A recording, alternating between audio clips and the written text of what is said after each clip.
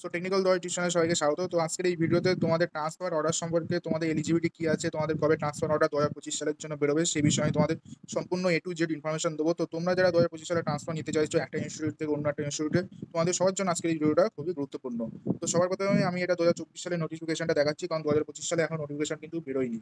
তো তোমরা যারা ট্রান্সফার নিতে চাইছো একটা ইনস্টিটিউট থেকে অন্য একটা ইনস্টিটিউটে, তো তোমাদের সবার প্রথম যে ক্রাইটেরিয়াটা হতে হবে, তোমরা যারা সেকেন্ড সেমিস্টার থেকে থার্ড সেমিস্টারে যাবে একমাত্র তারাই অ্যাপ্লিকেশনটা করতে পারবে, বাকি অন্য কোনো সেমিস্টার কিন্তু অ্যাপ্লিকেশন করতে পারবে না। সেকেন্ড যে বড় ক্রাইটেরিয়া যেটা হলো, যারা গভর্নমেন্ট অথবা গভর্নমেন্ট স্পন্সর কোনো পলিটেকনিক থেকে পড়াশোনা করছো তারাই একমাত্র অ্যাপ্লিকেশন করতে পারবে। এবং তোমরা ট্রান্সফার যদি পাও সেটা তোমরা কোনো পরবর্তী নতুন একটা গভর্নমেন্ট ইনস্টিটিউট অথবা গভর্নমেন্ট স্পন্সর ইনস্টিটিউটেই তোমরা ট্রান্সফারটা নিতে পারবে, কোনো প্রাইভেট ইনস্টিটিউটে কিন্তু তোমরা ট্রান্সফার নিতে পারবে না। এবং যারা প্রাইভেট ইনস্টিটিউটে তোমরা করছো তারা কিন্তু ট্রান্সফারে অ্যাপ্লিকেশন করতে পারবে না। তো এরপরে যে মেন ক্রাইটেরিয়া সেটা হলো, তোমাদের ফার্স্ট সেমিস্টার এবং সেকেন্ড সেমিস্টারে কোনো সাবজেক্টে সাপ্লি থাকা চলবে না, ঠিক আছে। দুটো সেমিস্টার যেন পিওর পাস হওয়া চাই, মানে ফার্স্ট সেমিস্টারে পিওর পাস হওয়া চাই অল সাবজেক্টে, এবং সেকেন্ড সেমিস্টারে কিন্তু তোমাদের পিওর পাস হওয়া চাই অল সাবজেক্টে। যাদের কোনো একটা সাবজেক্ট বা একের বেশি বা কোনো সাবজেক্টে সাপ্লি আছে ফার্স্ট অথবা সেকেন্ড সেমিস্টারে, তারা কিন্তু অ্যাপ্লিকেশন করতে পারবে না। তো এখানে তোমাদের মেরিটটা কিভাবে বেরোবে সেটা পরিষ্কার বলা হচ্ছে। বি নম্বরটা তোমরা দেখবে, কারণ জেক্সপো এক্সামিনেশন উঠে গিয়েছে, এখন ডাইরেক্ট তোমাদের নাম্বারের ভিত্তিতে তোমাদের অ্যাডমিশনটা হচ্ছে পলিটেকনিকে।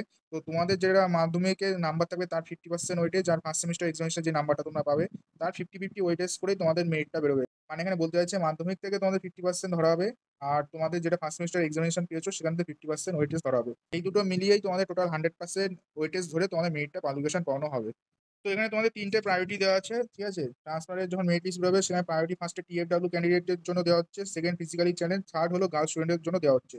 আর বাকি যখন তোমাদের টাই হবে, ঠিক আছে, সেই ক্ষেত্রে তোমাদের কাকে আগে প্রেফারেন্স দেওয়া হবে সেটা এখানে বলা হয়েছে। যারা ST/ST ক্যান্ডিডেট বা আদার ক্যান্ডিডেট আছো তাদের আগে প্রায়োরিটি দেওয়া হবে। দেন যারা এজে বেশি আছে, মানে ওল্ডার এজ আছে, তাদের আগে প্রায়োরিটি দেওয়া হবে। বাকি এখানে যে গাইডলাইনটা দেওয়া আছে সেটা তেমন কোনো ইম্পর্টেন্ট না, এগুলো তোমরা তাও একবার দেখে নিও, ঠিক আছে। আর তোমাদের যেটা ট্রান্সফার অর্ডার সেটা কবে পাবলিশ হবে সেটা আমি বলে দিচ্ছি। তো তোমাদের এখন সেকেন্ড সেমিস্টার এক্সামিনেশন শেষ হয়নি, যখনই তোমাদের সেকেন্ড সেমিস্টার এক্সামিনেশন শেষ হবে এবং যখন রেজাল্ট পাবলিশ হবে, ঠিক আছে, রেজাল্ট যখনই পাবলিশ হবে তার 1 থেকে 2 দিনের মধ্যেই তোমাদের কিন্তু ট্রান্সফার অর্ডার দিয়ে দেওয়া হয়। তোমাদের একটা ইনফরমেশন দিয়ে রাখি, তোমরা অনলি ট্রান্সফার একটা ইনস্টিটিউট থেকে অন্য একটা ইনস্টিটিউটে নিতে পারবে, আর একবার ট্রান্সফার নিয়ে নিলে ফার্দার কোনো ট্রান্সফার বা পুরোনো ইনস্টিটিউটে কিন্তু ফেরত যেতে পারবে না। আর তোমরা ধরে নাও তোমাদের এক্সপেক্টেড তোমাদের যেটা রেজাল্ট আমি বলেই দিয়েছিলাম, ঠিক আছে, যেহেতু এখানে জুলাই বলা হয়েছে, যেটা ট্রান্সফার আগের বছর হয়েছিল, তো এবারও ধরে নাও তোমাদের জুলাইয়ের শেষের দিকে কিন্তু তোমাদের ট্রান্সফার অর্ডারটা চলে আসবে। তো আজকের ভিডিওটা এগিয়ে ছিল, আশা করি তোমাদের ভিডিওটা ভালো হয়েছে। যদি ভালো লাগে এটা লাইক করবে, তোমরা যদি চ্যানেল নতুন চ্যানেলটা সাবস্ক্রাইব করবে। তো দেখা হচ্ছে নতুন একটা ভিডিওর সাথে, ততক্ষণ বাই বাই।